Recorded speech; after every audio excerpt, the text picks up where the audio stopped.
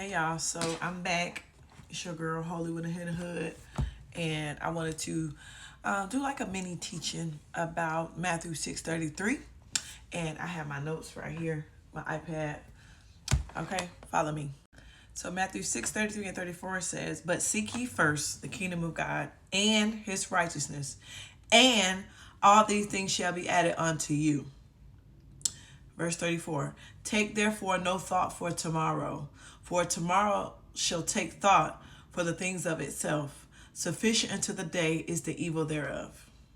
So when I'm on the go and when I'm studying and when I don't necessarily always I'm in front of my physical Bibles or my physical concordance, this is the app that I use. It's called the Blue Letter Bible, and this is what it looks like. All right, it's gonna be this one right here, the BLB. You can go ahead and download or get that from your app store. This is what I'm reading from. So I'm trying to give y'all a quick teaching on how to use it. But I've used it so much. I've had it so long.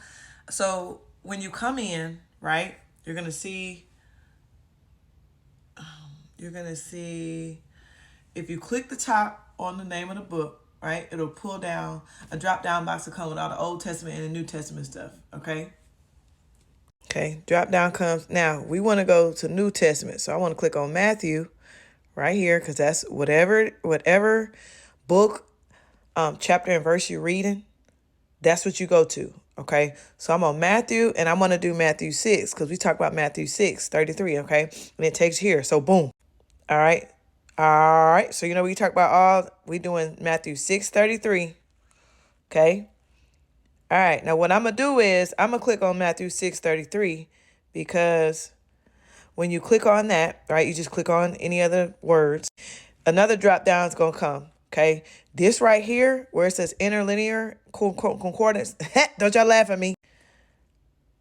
I'm going to click on that. That's what I want. Now, for this teaching, after I read the verse, I want to talk about the word seek ye, okay? I want to know what that meant, right? Before it was translated into English. So then this is what you're going to do. You're just going to click on that. Okay. That's a lie. Hold on. All right, I'm back. When you click on that, I'm going to click on seek ye. It's going to take me here. You see where it says root word, outline, translation. Okay. Strong's definition. This is what I want. Strong's definition. Okay. And then I'm going to read out of that. And this is how I study most of the time. I find the meaning of the word before it was translated into English. And because Matthew is in the New Testament, remember I told y'all in the New Testament, it was Greek first and it was translated to English. Okay, so that's why you see these Greek like words, zeteo. Okay, I had to do that for y'all. It's the teacher in me. I had to. Because again, you may not always have, or some of y'all may not have, or you may not always have access to the physical Strong's Concordance, okay? So basically, when you studying the word, it ain't no excuse. Because, most of the time we be on our phones anyway. Okay? Ain't no excuse. All right, let me bring it back. All right, so the word seek, right, in the Strong's definition is zeteo in the Greek, right? It's many definitions. To seek, whether literally or figuratively, especially, the ones that really stood out to me is to worship God, to seek, okay? And it's a negative meaning as well.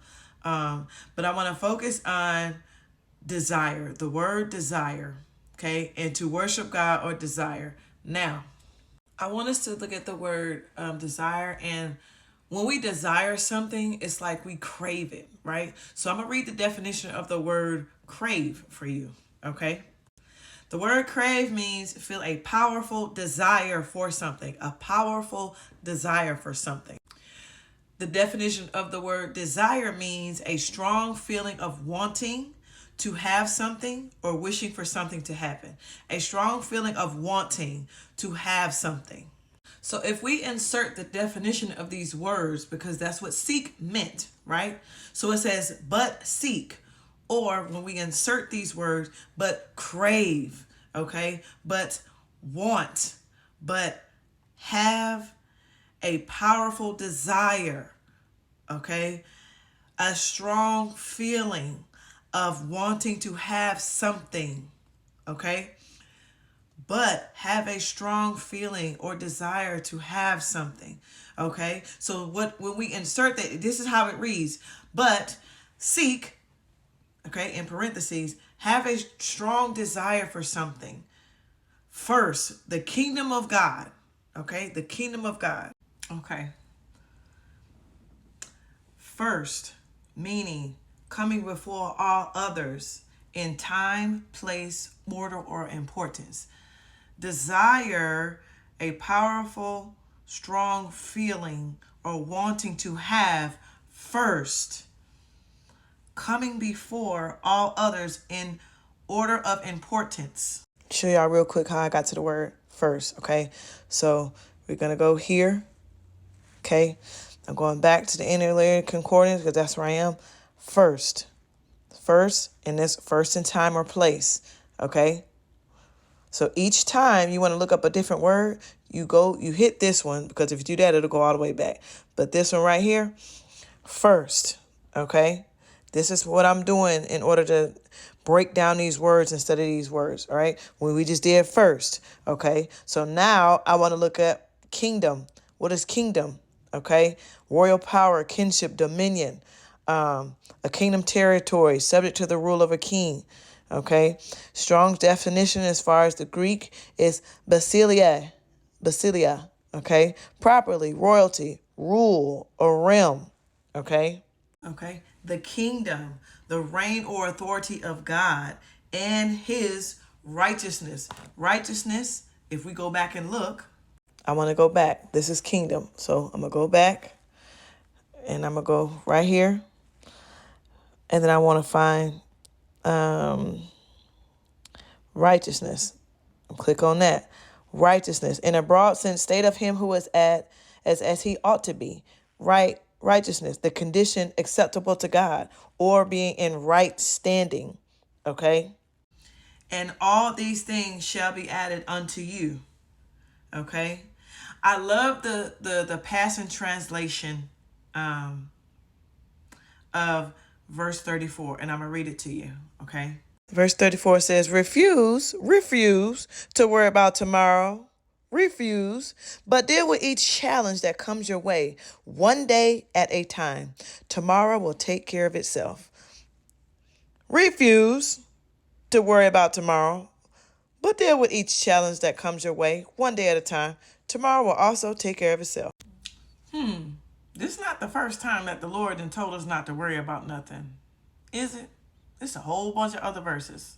Okay? All right, I'm going to tie it all in. I'm going to bring it in, okay?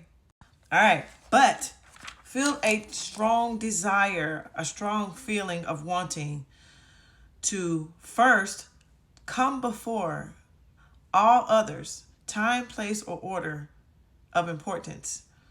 The kingdom, the spiritual reign of authority of God, and his being in right standing with him. And all these things shall be added unto you. The Passion Translation, verse 34.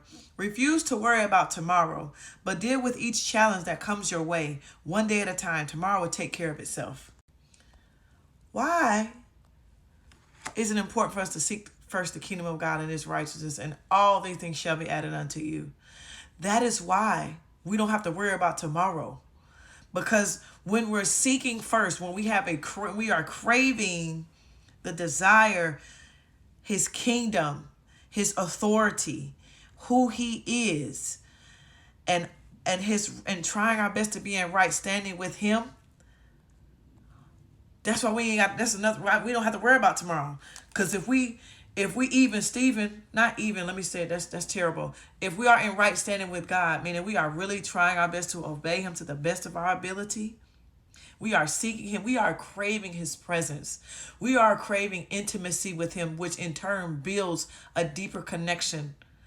That's why we don't have to worry about tomorrow. Refuse to worry about it. That's why we don't have to worry about it. All right? I know it's been a while. I love y'all, and I'll catch y'all next time.